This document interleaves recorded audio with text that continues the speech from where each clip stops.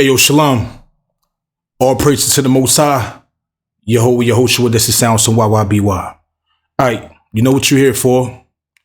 Let's get straight to the point. All right, so I can't show you the audio interface in my hand because I'm actually using it right now, right? But I'm going to break down a couple things that, just in case you want to buy it, that it's probably not talking about on the page. You know, like all these, more like the specs and everything and certain stuff. But I'm going to try to zoom in on a few things that they probably ain't talking about. You know, and I know there's a lot of videos probably not talking about it because it seems like when I went to every video, it's certain things they're not really saying. They just, talking about the auto game. But anyway, the first thing I want to start with this is that number one is dope. It's pretty dope. It's smooth and sleek. It's built good. But the difference is that, like, on this part right here, this top part right here, this is metal. And the second part under here, this is like a hard plastic. Kind of got like a little, harsh little feel to it on the sides. I'm touching it right now.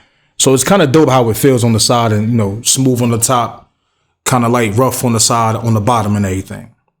All right, y'all know about this. The thing I like about it has a power button. Turn it on and turn it off. Some audio interfaces don't have a power button. So if you have it connected to a laptop, it would not cut off. It'll stay powered on. So a lot of the times you have to run your stuff a certain way. So when you do cut the laptop off, it cuts the audio interface off, if that makes sense. Because, even though we plug out, even though we have our laptop still plugged in, even when we cut the laptop off, you want to run that laptop plug to a breaker that has a power button. If you run it to the wall, that laptop going to stay receiving power. So if you got the audio interface to that laptop, it's going to stay on. But when you got ones like this, as we see, it has a power button, so you can cut it off. Give it a rest. You always want to give your stuff a rest, man. Y'all know about all this. We don't need to talk about none of this. 4 mics, blah, blah, blah. Y'all know about all that, the aux. Boom, boom. Okay, cool. Let's go to, under the bottom of the audio interface, it has 2 long rubber strips, right? From the front to the back. On the left, one in front to the back on the right.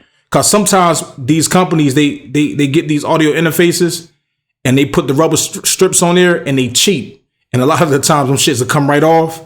It'd be like a little circle and it'll come off like these are made good on there. Like they put on there pretty good. I can't really show it, but they under there stuck to it pretty good from the front to the back. It's not those cheap ones where they just come peeling the fuck off. Or they just, come off like that. Nah, it's not like that. It's like they put those on there pretty good, man. So I know we can't see a video that show you the bottom of it. See, sometimes stuff like that really matters to people, man. It matters to me. I like the rubber part from the, where it don't come off, because sometimes when it get based on what temperature you in, if you got the studio shut down and the air is not on, it's kind of like a little warm. Sometimes those sticky things have a tendency of moving and they shifting when you get the audio interfaces where they just stick to it. But this is built in it pretty well at the bottom. So that might matter to some people. Another thing that I like is that, which y'all already know, that everything is on the top of the audio interface. I don't like audio interfaces with the knobs and everything in the front of it. That irks me. I never like those because the touch them is weird. You get what I'm saying? The angle when you touching them, turning the knobs, but everything is on the top is way better. But when it's at the top, some audio interfaces are just square, sit down. This one right here is slanted. It's slanted. It has a slant to it. So that's a dope thing. They understood that, because I know a lot of the times we slant our audio interface or we prop it up on something. Well, I do. We prop it on something, or we put something on the way that can slant a little bit, the same way I do my keyboard. So this already slant a certain way. So that's already nice. I got 2 headphones, 2 instruments. What they don't talk about is that what I do like is this knob, right? See this blue light, this blue line going around? That show you the volume. So when you turn this knob, that blue comes down. And when you turn it off, that blue disappears.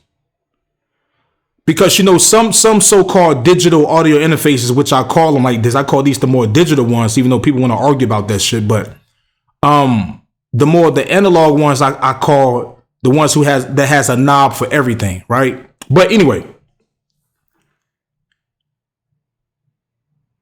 a lot of the times with those digital interfaces, the knob keep turning, and you don't know the volume of your speakers. You don't even know. You can't even look at the audio interface and know where your volume is sitting at on your speakers. So when you're switching from the headphones to, you know, turning the speakers off and then turning the speakers back on, and you might have that monitor button selected on your DAW, because sometimes you might want to play it back real quick, right? Sometimes you don't want to turn off the monitor button based on your setting. But you don't want to play those speakers too loud, because you know if you play them too loud, you're going to get that crazy unwanted sound that you hear on the stage. And that shit can fuck around and pop your speakers. So when you're dealing with those certain type of interfaces, it doesn't identify to let you know what volume your headphones is on. I mean, the volume of your speakers is on. See, but this interface, when you turn this knob, if that blue sitting right here, from right here to right here, that means it's very low. And when you turn, even though that knob can keep turning, but it's that blue gonna stop right here, and that's the loudest it can go, regardless of how many times you turn that knob. So even on the headphones, the same way on the headphones, when you click the headphones 1 or 2, this turns green. This turns green for the headphones, right? So it'll show you the same way with the volume of the headphone. When you turn it, that green gonna minus, come all the way down, and then you turn it completely off. So I love that part. That's what I did not like about all the digital interfaces, or so-called digital interfaces, man. That's why I sent them back. I was done with them. Another thing I like about is this part right here, mute button. So instead of turning the volume down all the time, turning it back up, turning it down, turn it back up. Nah, you can just press that to mute it. So you're recording, you can just press that, boom. Especially if you record in the same room. This is really dope when you're recording in the same room, right? But you press that, you can keep it at a nice little volume. Press the mute button. Cool. You want to turn it back on? Unpress it, back on. You don't got to keep turning the knob all the time, turning it back off. It's that can get annoying. It's not a deal breaker, but it's about workflow. The better the workflow, the better the music gonna go. You feel what I'm saying? So what else? Y'all know about the auto gain. That's dope, man. Pressing this, and it kind of get an idea of how loud that person is, and how loud that person is. And say, hey, well, this person, this volume. So let's turn this gain up to this volume. You get what I'm saying? Like real quick. Sometimes it can turn it up now. And even when they turn it up, you still got an option to turn it down some. Because the thing about these audio interfaces, it comes with this. Let me show y'all something. It comes with this. Let me open up this right quick. It comes with this. Just like any of them, the rest of them.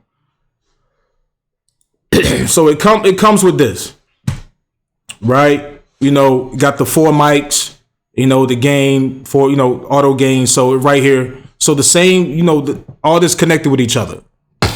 So that means that by dealing with this, you don't have to deal with no latency, stuff like that.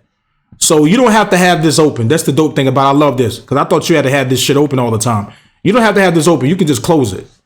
And you don't have to have this open either. You can just close this, right? So when you open up the DAW, did I close Studio One or I minimized it?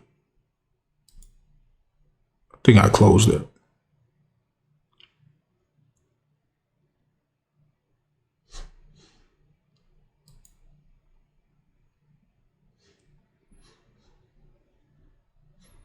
What did I just do?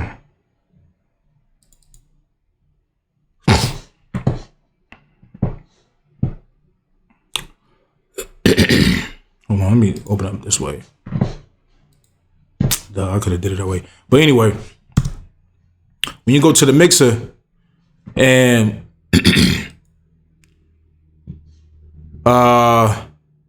is it connected right now?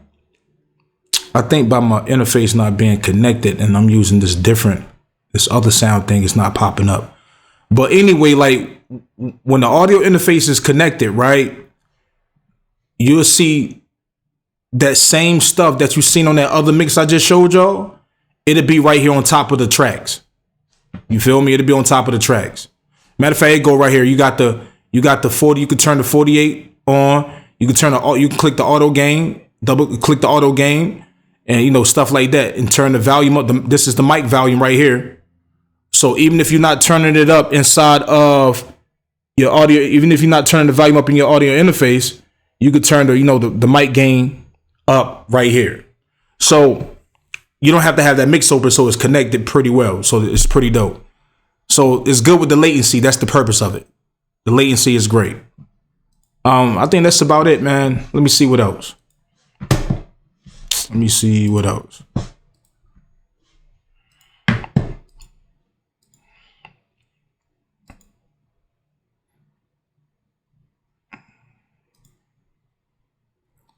I think besides that, when it comes to the specs is dope, bro. Y'all can get on here and read the specs.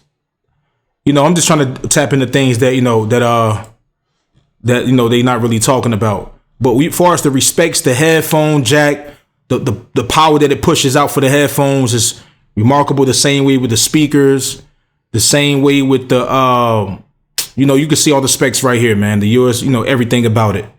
It's powerful enough to push out everything. That's a fact. When you sign up, you register your joint, you get, access to a lot of things and a lot of features and stuff like that. You can see the OHMs, right? OHMS on here.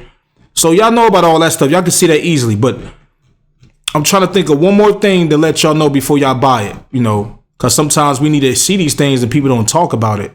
And I want to make sure I ain't missing nothing as far as the interface. But if y'all do have a question, if I didn't talk about it, write it down at the bottom. Oh yeah, another thing is that when it's not connected, it'll let you know because this turns red.